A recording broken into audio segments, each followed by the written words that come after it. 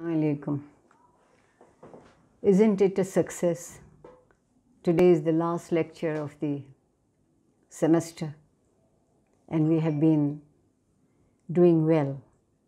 We have completed the course and I'm sure you people have tried to keep your spirits up, to think positively and to move on.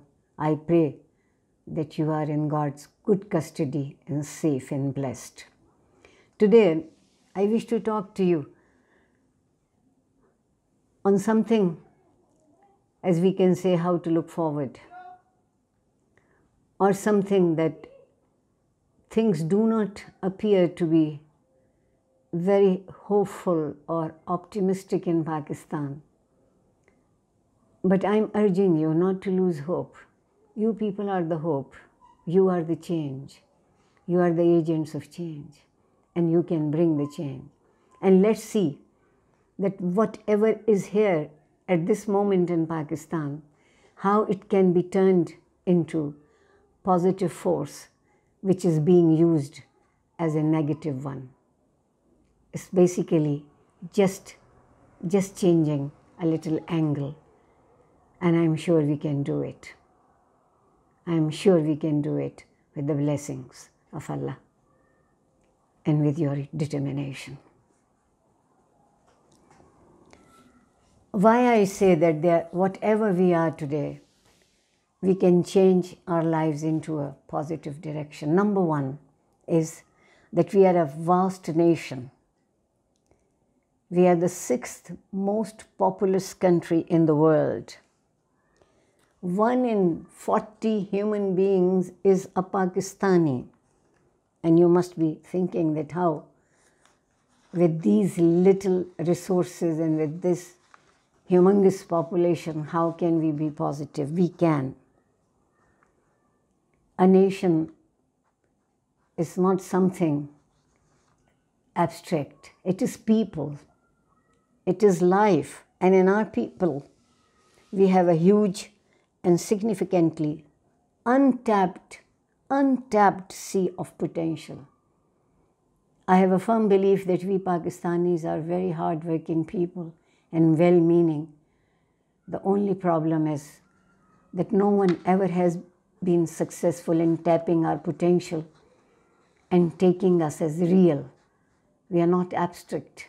We are real, and we have to be accepted as real people. The second thing after this population thing is our diversity. I am sure you will be thinking that so far diversity has been played as a negative one, but I think diversity is a great power to turn people into force, to turn people into a living energy generating nothing but life. We are different, but different doesn't mean that we are not one. We do speak different languages, but those languages then become the beauty of the society. And Pakistani diversity is not limited only to language. We have earlier studied it. It's religiously, we have more angles and differences rather anything. But overwhelmingly, we are Muslims. Why don't we exploit this idea of being a Muslim? And beyond this, we do have a non-Muslim population, and we are one. We are a nation. We are equal citizens. By diverging into different sects, it is sapping our energy. We need to be one as nation where citizens have equal rights of being a human being, equal rights to success, equal rights to justice, and equal rights to basic human rights. To me, diversity is an enormous advantage. It's not only the brilliance and potential of people like you, the young people like you, The only thing that we are missing, the asset that we need to gel this diversity, is tolerance. Somehow or the other, we have been made not to believe in tolerance. Tolerance is the essence of life. The states do not have to intervene for creating tolerance. It's you and me who can be tolerant by accepting each other, by being less hostile, by being more accommodative. And we can do that. I understand. I am the one who has always critically analyzed the past 70 years of our history, where we have taken disastrous missteps along the way, and we have not been able to provide a vision to our nation, neither politically nor religiously, and the society has suffered. This is a messy history that Pakistan has. The situation is messy, but we can improve our lives. Messy doesn't mean that we cannot correct it. We have serious questions about our polity. Can democracy deliver? Yes, democracy can deliver if we believe in the principles of democracy. Democracy is the greatest equalizing agent. But if we keep on harboring on a class society, if we are so conscious of status, then democracy fails. Democracy gives us the right for running a government. It has its tools, its means, raising revenues. But again, is revenue raised by same standards from all of the population? Is every citizen comfortable by this idea of revenue, or we exploit one section while the others just thrive on that?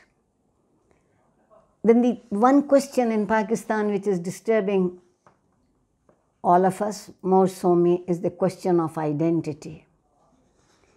And we always get very confused about this question of identity, who we are. How shall we identify ourselves?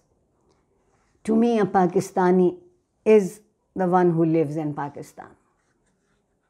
It's a state, it's a nation state, and we are a nation. And we have to accept it. How we have created these chasms, these differences. If you and I are from Pakistan, we are Pakistanis.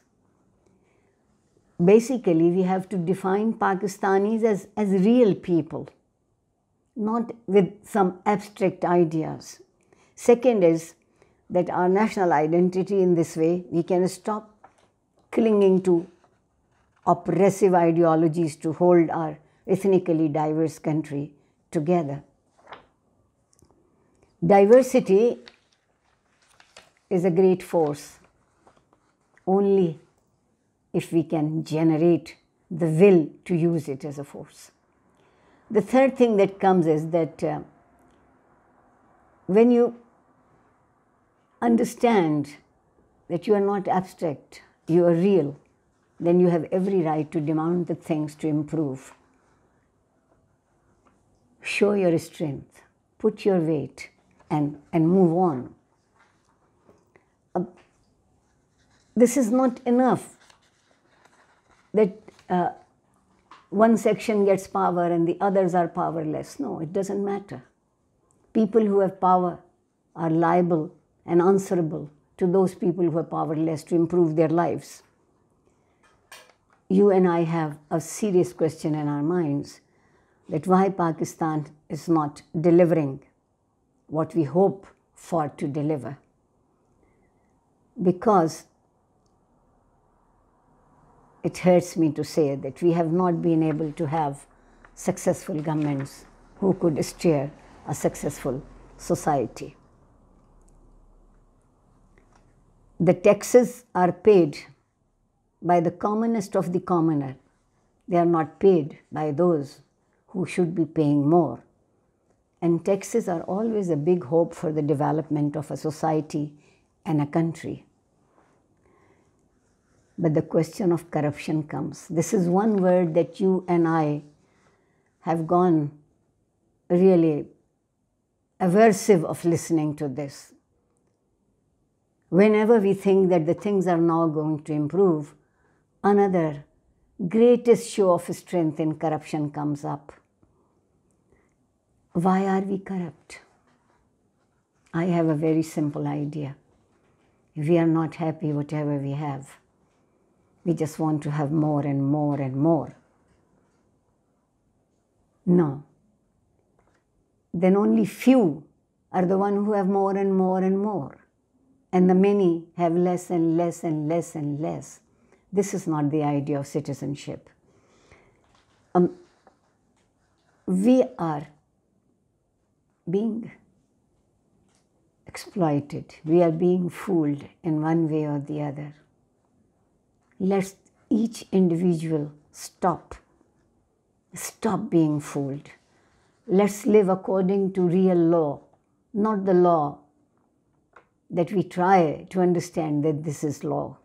A bright future will be there when we have a great respect for law, and law that we claim as the law of Sharia, Quran and Hadith, and the law defined in Constitution, not the law of powerful personalities.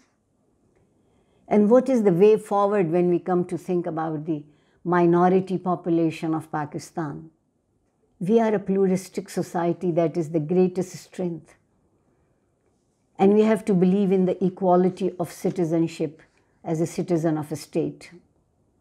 But this can only happen, let me add, if the country's leaders and opinion makers act more responsibility and avoid inciting hatred by preaching tolerance and coexistence.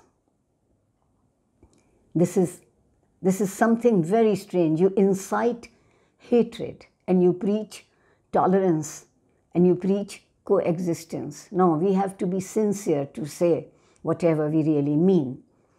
It is imperative for all of us, for every Pakistani, and especially for this ruling elite, to visit Jinnah's vision of a tolerant, plural and democratic Pakistan. Pakistan anchored on the principles of equal citizenship and other rights, irrespective of caste, creed or gender. Such an ideal was the original creed of the movement for Pakistan and forms a point of consensus for a vast majority of the population. We lost badly this original creed of Pakistan. The fundamentalist activities, among other factors, are encouraged by poverty and disillusion. As admitted by the government, every third Pakistani is living below the poverty line. It was officially revealed that the proportion of those living in poverty has gone up to more than 34%. It's almost close to 40% now. We need to create more awareness, greater awareness of the obligations and attributes of pluralism that we are blessed with. And this is an urgent need. Pakistani nationalism must symbolize the plural realities of society rather than demanding or imposing a unitary attitudinal behavior.